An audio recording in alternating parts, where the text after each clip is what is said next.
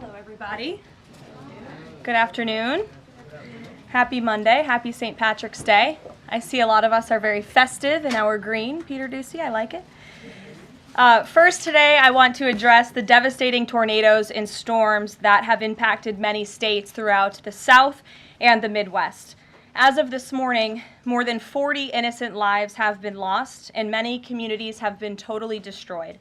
The president has been actively monitoring the situation, and the Trump administration is engaged with governors and local officials to restore affected communities and livelihoods. Everyone impacted is in our prayers, and President Trump is fully prepared to assist state and local officials as they recover from the horrific damage. The president has had a very busy weekend, making our country and the world a much safer place. President Trump ordered decisive military action against the Houthi terrorists in Yemen.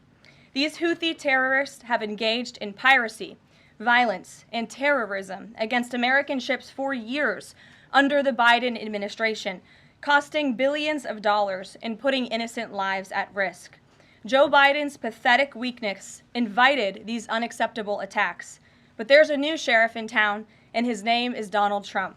And the world is officially on notice. America has a commander-in-chief whose peace-through-strength approach is unwavering and should not be tested. As the president said, no terrorist force will stop American commercial and naval vessels from freely sailing throughout the world. Houthi terrorists and their Iranian backers should not cross President Trump again, and the president has made that clear today. On another important matter, President Trump signed a proclamation invoking the Alien Enemies Act regarding the invasion of the United States by the foreign terrorist organization Tren de Aragua. At the president's direction, the Department of Homeland Security carried out a counter-terrorism operation deporting nearly 200 violent Tren de Aragua terrorists, which will save countless American lives. Thanks to the great work of the Department of State, these heinous monsters were extracted and removed to El Salvador, where they will no longer be able to pose any threats to the American public. Tren de Aragua is one of the most ruthless terrorist gangs in the world, and they are responsible for some of the most heinous crimes that have occurred in our nation's history in recent years, including the savage murders of beautiful Laken Riley and Jocelyn Nungray. President Trump promised Laken and Jocelyn's families during his campaign that he would demand justice for their beautiful girls, and that's exactly what he did. As the president acknowledged during his inaugural address on January 20th, he pledged to invoke this act, and he has no higher responsibility than to defend our country from threats and invasions. President Trump will continue his historic efforts to seal the border and prevent these illegal invaders from coming here in the first place. As the New York Times is acknowledged over the weekend, President Trump's policies are working. Here's how the Times summed it up. Illegal crossings at the U.S.-Mexico border are down to their lowest level in decades. Once crowded migrant shelters are empty. Instead of heading north, people stranded in Mexico are starting to return home in bigger numbers. The border is almost unrecognizable from just a couple of years ago, when hundreds of thousands of people from around the world were crossing into the United States every month in scenes of chaos and upheaval. This is the Trump effect in action. And again, those are the words from the New York Times. We didn't need a border security bill. We just needed President Trump. All of these actions taken together are contributing to a wave of optimism about the direction of our great country. According to brand new polling from NBC News, more registered voters say the United States is heading in the right direction than at any point since early 2004. Americans support President Trump's common sense approach that's getting our country back on track in record time. Meanwhile, the president's critics can't say the same. That same new NBC poll also found that the Democrat Party has reached an all-time low in popularity. It turns out when you let your hatred of President Trump get in the way of doing what is best for America, the people reject you. Who would have thought? Joining us today in our new media seat is Kelly Meyer. She is a White House correspondent with News Nation. News Nation started in 2021 and is one of America's fastest growing cable news networks with a focus on news for all of America. It's part of a larger ecosystem. Nexstar, which is home to News Nation, the political website The Hill, the broadcast network The CW, and local Nexstar stations. With that, kick us off, please, Kelly. Thank you, Karoline. What do you say to Americans who want safe streets but are concerned due process is being violated? The president is using every lever of his executive authority and his constitutional authority within the bounds of the immigration laws of our country to ensure that our streets are safer for law-abiding American citizens. And this administration is focused on detaining, arresting, and deporting illegal criminal aliens. And as you saw this past weekend, the president used his authority under the Alien Enemies Act to deport foreign terrorists. Tren de Aragua is now a designated foreign terrorist organization. And as I said, there were nearly 200 Tren de Aragua members who were sent to El Salvador this weekend. Countless lives will be saved because of this action. And if you talk to the families, the Angel families, as I mentioned, Blake and Riley and Jocelyn Nungray, they understand the grave cost of life at the hands of these illegal terrorists. And the president is proud to deliver on that promise for them. And just to follow up on that, this will be challenged later today in the courts. Does the president, does this allow him to defy the court order without having this the checks and balances and the separation of power? No. In fact, this administration acted within the confines of the law, again, within the president's constitutional authority and under the authority granted to him under the Alien Enemies Act. We are quite confident in that, and we are wholly confident that we are going to win this case in court. Peter. Thank you, Karoline. If you guys can't send 200 Tren de Aragua terrorists at a time to El Salvador, where are you going to send them instead? It's a very good question.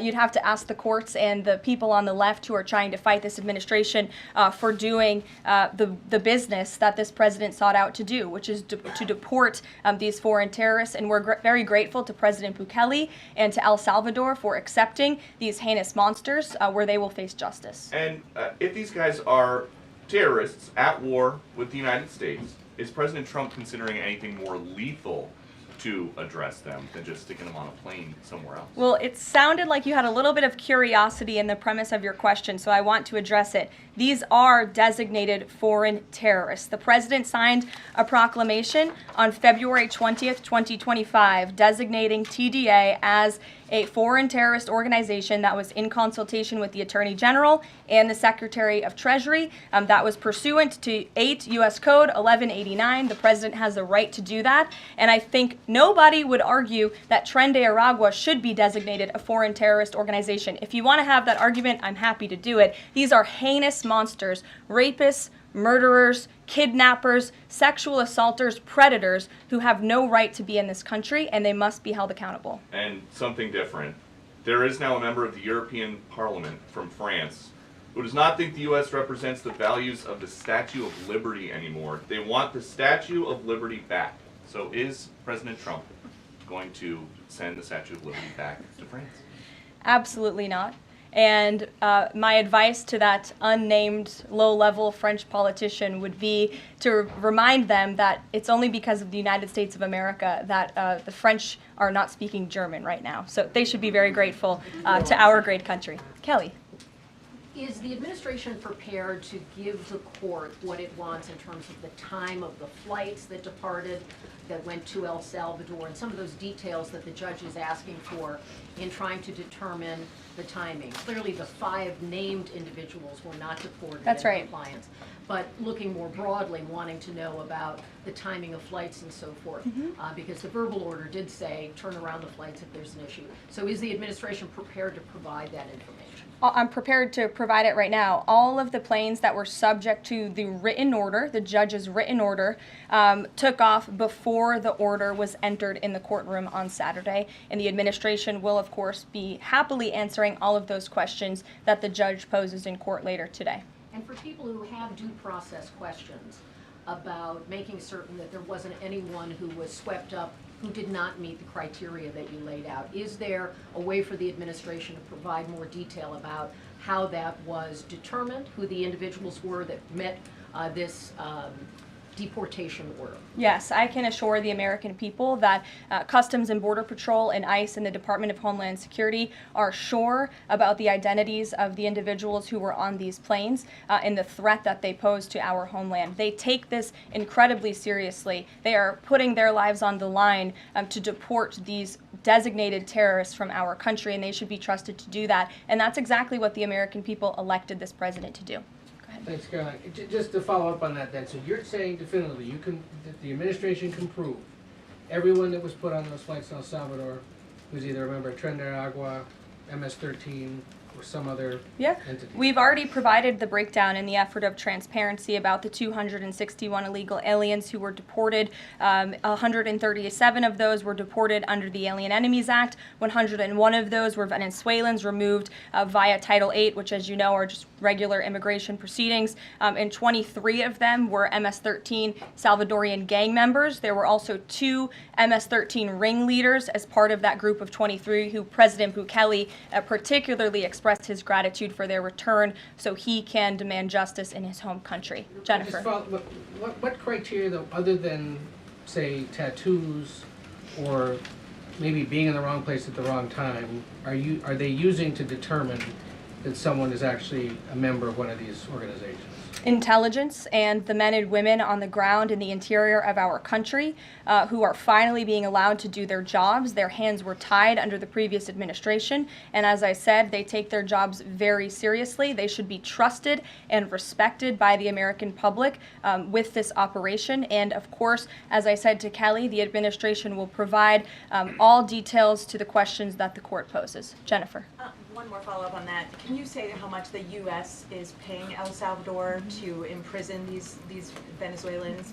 And then a different question on Russia. I was wondering if you could give us an update on the ceasefire negotiations, and is there anything you can share on the list that Putin passed along to President Trump for the things he's requesting? Sure. To your first question, it was approximately $6 million to El Salvador for the detention of these foreign terrorists. And I would point out that is pennies on the dollar in comparison to the cost of life and the cost it would impose on the American taxpayer to house these terrorists in maximum security prisons here in the United States of America. And I would echo the message of our Secretary of State, Marco Rubio, who expressed his gratitude to President Bukele and El Salvador's government for their cooperation in this deal. As for Russia, as you know, the president announced last night on Air Force One on his return from his very busy weekend in Florida that he will be speaking to President Putin tomorrow. I won't get ahead of those negotiations, but I can say we are on the 10th yard line of peace,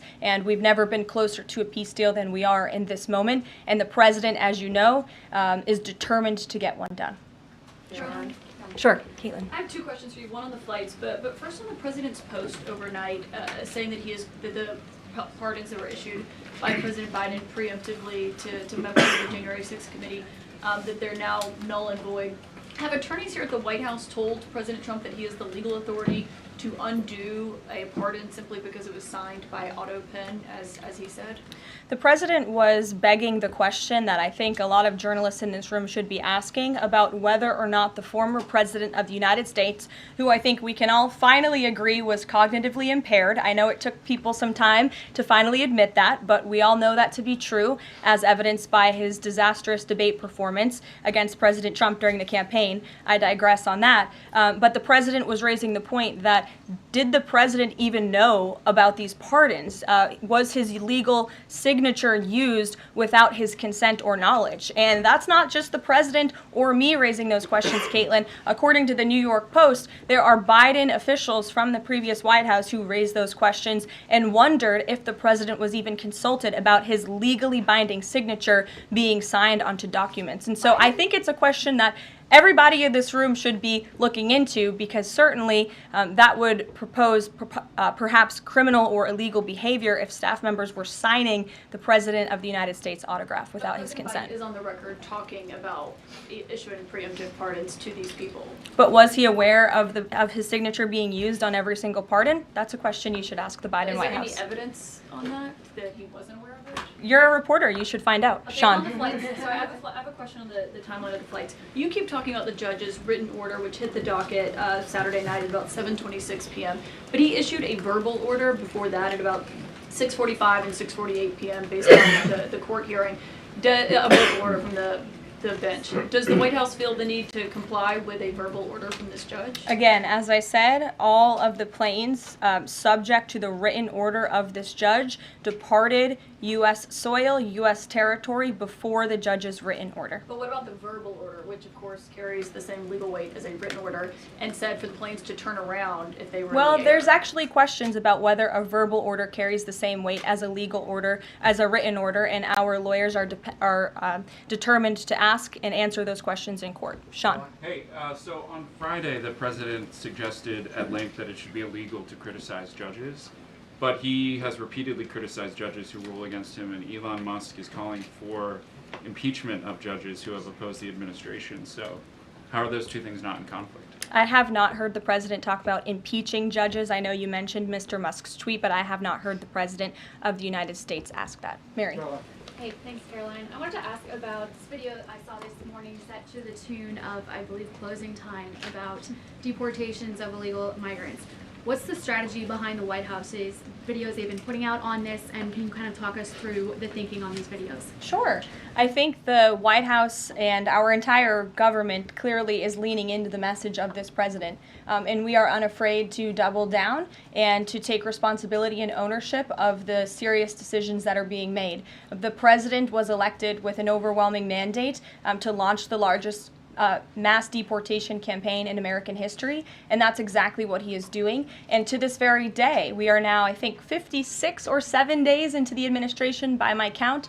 The president still receives an overwhelming public support for the policies that he is enacting. So we are unafraid to message effectively what the president is doing on a daily basis to make our community safer. And the specific video you referenced, I think it sums up our immigration policy pretty well. You don't have to go home, but you can't stay here. Go ahead. Thanks, Caroline. I have two questions. First, will President Trump put sanctions on Russia if the talks on Tuesday don't go as hoped? And secondly, have any illegal immigrants self-deported through CBP home yet?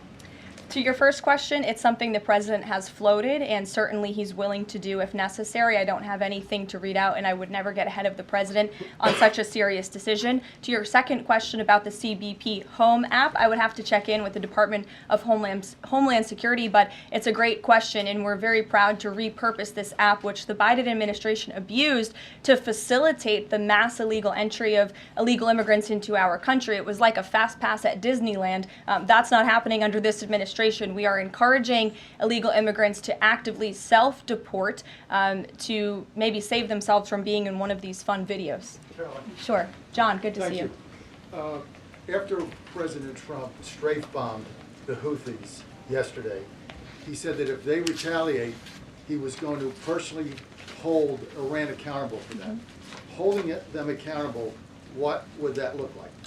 Well, I would defer you to what the president put out this morning, John, where he said very clearly, I will read it, "Let nobody be fooled. The hundreds of attacks being made by Houthi, the sinister mobsters and thugs based in Yemen, who are hated by the Yemeni people, are all created by Iran. Any further attack or retaliation by the Houthis will be met with great force, and there is no guarantee that the force will stop there. Iran has played the innocent victim of rogue terrorists from which they've lost control, but they haven't lost control. They are dictating every move, giving them the weapons, supplying them with money and highly sophisticated military equipment, and even so-called intelligence. Every shot fired by the Houthis will be looked upon from this point forward as being a shot fired from the weapons and leadership of Iran. And Iran will be held responsible and suffer the consequences, and those consequences will be dire." That is a statement from the President of the United States just moments ago. I have nothing additional to share, but our message to Iran is you better take this president seriously, and I think the Houthis learned that the hard way this past weekend. As I said in my opening remarks, there's a new sheriff in town, and this president is not just going to sit on his hands and allow terrorists to launch attacks on commercial vessels and U.S. naval ships. Those actions will not be tolerated. Sure, Edward. Yeah, thanks. Karoline, on the economy. So after mostly a down week last week in the economy, you've been very vocal as well as other cabinet members about how we're in a transition and about how this economic transition, and there's a plan, a long-term plan for tariffs on this. How concerned is the president that the markets and Americans, for lack of a better term, will freak out over these tariffs and be concerned about a long-term plan? Sure. I think I've been asked this question and answered this question respectfully, Edward. We are in a period of transition. The president has made that clear. He also has made his belief in tariffs and what they will do for our great country clear, restoring wealth back to our country. And if you look at the president's first-term economic formula, massive deregulation, tax cuts, lowering the cost of living with an energy boom, which the American people can expect soon. Wall Street and Main Street should both be assured by what President Trump did in his first term. It's the exact same formula. In fact, I would argue it's even better this time around. And if you look at some of the economic indicators in the last week, the latest CPI report last week beat expectations. Inflation is cooling. Core inflation dropped for the first time in 4 months. The national average of the price of gas is down 42 cents from 1 year ago. And there was also a new report out this morning about wholesale egg prices. They continue to fall. A dozen eggs are now $3.10 cheaper since January 24th. First, that's a 47% decrease overall. So I think the American people do have great reason to be optimistic about this economy. And as I've said repeatedly, it continues to be true. The administration has a whole of government effort to fix the economic mess created by Biden. So the president's pointed to that April 2nd tariff deadline, so to speak. Is the tariff back and forth sort of done now? We're just all looking towards April 2nd? Well, I think the president would tell you that all options are always on the table, and he's always ready to respond if he feels the United States is being unfairly treated by our allies and also our competitors around the world. But yes, the April 2nd day is a big day for the country, as the president has said. Reciprocal tariffs will go into effect. We'll have more details on that as the date nears, but our entire trade team, Secretary Lutnick, Secretary Bessent, the vice president has been quite involved in these talks and discussions as well about what that will look like. And the president, as you always do, you will hear from him directly on it. Deborah Saunders, how are you? Fine. How are you doing? Good, thanks. Former pardon attorney Elizabeth Boyer believes she was fired for refusing to sign off on a move to restore gun rights to actor Mel Gibson. DOJ's Todd Blanche says no. But I want to know, is the administration dedicated to restoring gun rights to felons who served their times? I ask this because I've talked to people who were pardoned. They felt that was important. Of course, this isn't necessarily for a pardon. What is the president's thinking on this issue? Sure. After you've served your sentence, should you have gun rights? It's an important question. It is one I have not spoken to the president about on his views, but I will take it to him this afternoon. I will tell him you asked, and we will get you an answer. You're welcome. Jonathan. Thanks a lot, Caroline. A question for you regarding the administration complying with judges' orders. I want to ask about an administration spokesperson who's the border czar, Tom Homan. He was on Fox News. We love Tom Homan. And he was talking about the deportations, and he said the following. He said, "We're not stopping. I don't care what the judges think," which seems to me, just reading that, that you don't care what orders come from the federal bench. Is that the case? Can you clarify that, please? Well, I think since you just quoted Tom, I'll quote Tom. He said, "I don't care what the judges think, but I can assure you that the administration is complying with the court order." And as I've said repeatedly from this podium, all of the flights that were subject to the judge's written order departed before the written order, and we are prepared to make that case in court later this afternoon. Reagan. And then if I could, on Russia, the president, as you pointed out, Caroline, made some remarks on Air Force One coming back from Florida, and he seemed to indicate that the conversation tomorrow concerns essentially dividing up assets, dividing up territory associated with the war in Ukraine. Has President Zelensky given President Trump that authority? Is that what is going to take place tomorrow? Well, as you know, the president and his entire national security team have been engaged directly with President Zelensky and the Ukrainian team, and that has been part of the discussion between the president's team and the Ukrainians. As for where those lines will be drawn or any specifics, I am not going to get into that from this podium. It would be unwise for me to get ahead of the president's call with President Putin tomorrow. But again, I can assure you, in the effort of transparency, as this president always does, you will hear from him or one of us directly after that phone call tomorrow. Reagan. Thank you, Caroline. There's a lot of focus on the judicial branch right now. The president has about 40 judicial appointments that he could make at this moment. Do you have an update on what the timeline would look like for those judicial appointments? And does the president have a list of potential nominees that he's vetting? I do not have an update on a timeline, nor do I have a list, but I can certainly have our team gather that for you and provide it. You're welcome. Sure. Go ahead. Sure. Thank you, Caroline. So the president is visiting the Kennedy Center this afternoon to attend a board meeting. A question about what happened a few weeks ago. The Kennedy Center got bomb threats targeting a performance by Shingyun Performing Arts, which is an American company showcasing China before communism. This company has been targeted, unfortunately, by the CCP for years. I'm wondering if this administration has a response to this, and also as the president is putting an emphasis on arts and culture, what's the administration's message to potentially foreign state actors who are trying to disrupt that in the U.S.? Don't disrupt it. This administration will take that very seriously and hold you accountable. We obviously condemn any violence or threats of violence against American institutions. And the president will be traveling to the Kennedy Center later this afternoon. I look forward to going with him. As you know, he is now the chairman of the board of the Kennedy Center, where he hopes to restore arts and culture that embrace American tradition, don't disparage it, as we have unfortunately seen over the past several years. The president will be doing a tour of the center. In his business developer mind, I'm sure he will make some recommendations on how the center itself can be improved, but also we'll be discussing perhaps some future plays and musicals and theatrical programs that the center will be hosting under his new leadership and the board's new leadership. Daniel.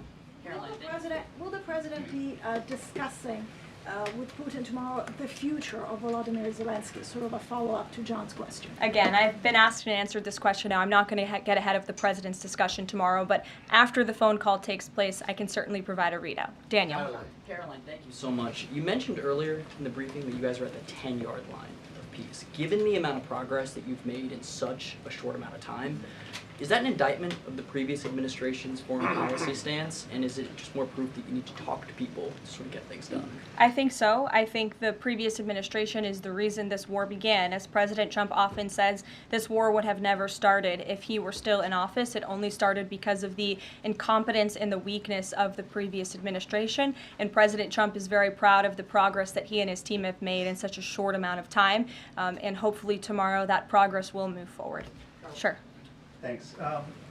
There have been some media reports just in the last few hours that the administration has decided to withdraw from the International Center for the Prosecution of the Crime of Aggression against Ukraine, which is designed to hold Putin accountable for war crimes. Are you able to confirm that? And if that has occurred, why has that occurred?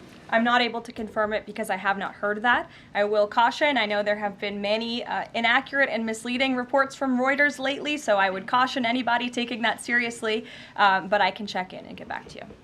Rachel. Thanks, Caroline. Is it the president's belief that the Justice Department should be investigating members of the January 6th Select Committee? Is he directing the DOJ to do that? As the president made it very clear in his address on Friday, I believe some of you were there, I was there, he made his vision for what he would like to see of the Department of Justice very clear, but he said that he has appointed great people in Attorney General Pam Bondi and also in our FBI Director Kash Patel to do what they think is best for our justice system and to stop the weaponization of justice that we saw under the previous administration against not just President Trump but his supporters as well. We want to restore the Department of Justice to an institution that focuses on fighting law and order and crime and putting real criminals behind bars, not targeting Americans because of their religion or their political speech. We saw that under the previous administration, and it's unacceptable to this president. And just to follow up really quickly on just Homan's comments from earlier, a few weeks ago in the Oval Office, the president said he will always abide by the courts. We heard what Tom Homan said earlier today. So I'm only asking just to be clear for the American people. It is the administration's belief that that you feel like you were bound to comply by the judge's orders? We are complying with the judge's orders. Question on the storm. Sure. What role does the president see for FEMA with these storms? He's talking about getting rid of FEMA, states handling their own disasters. Does he plan to change how the federal government responds to these storms? There hasn't been a change yet. That doesn't mean there couldn't be in the future. But as of right now, the president, the entire administration are actively monitoring the storms, as I said. In fact, before I came down here, there was an email note in my inbox from the Department of Homeland Security on what they are actually doing state by state across the board. So rest assured, Secretary Noem and her team is on it, and I would defer you to the Department of Homeland Security for any further details. One more question. The president referenced power plants with a conversation with Vladimir Putin. What is he referring to with power plants? What is that? There's a power plant that is on the border of Russia and Ukraine that was up for discussion with the Ukrainians, and he will address it in his call with Putin tomorrow. The nuclear plant. Correct. Okay. Yes. Caroline? Do you have a question? Yes. Okay. I wanted to ask you if you would be releasing more granular data about the people who were sent to El Salvador this week. Particularly, will you be releasing their names? I don't believe so because of the privacy concerns at this point in time. That doesn't mean we won't eventually. I would defer you to the Department of Homeland Security for more details on the individuals on the flights, but we have been incredibly transparent in giving you the breakdown of the numbers and also some of the crimes committed by these heinous criminals and individuals: kidnapping, sexual abuse of a child, robbery, aggravated assault on a police officer. I would remind everybody in this room that Tren de Aragua is a foreign terrorist organization operating within the United States of America because the previous administration allowed them to invade our country. These are monsters who tortured, raped, and murdered a 12-year-old Jocelyn Nungre. They murdered 22-year-old nursing student Laken Riley. They led a multi-state sex trafficking operation involving smuggling women into the United States, holding them in stash houses in Louisiana, Florida, New Jersey, Texas, and Virginia, and forcing them into prostitution. They kidnapped and murdered a 33-year-old woman in Texas. They sexually and physically assaulted a woman and her daughter in Wisconsin. They conducted a mass shooting in Illinois. They peddled untraceable ghost guns across New York City, took over an Aurora, Colorado apartment complex where they kidnapped and tortured victims. And by the way, many of you in the mainstream media said that didn't happen. It turned out that it did. And because of the effective immigration policies of this administration, those foreign terrorists were detained and they are no longer operating on American soil, and we have President Trump to thank for that. We'll see you guys later at the Kennedy Center. Thanks so much. Thanks, Caroline.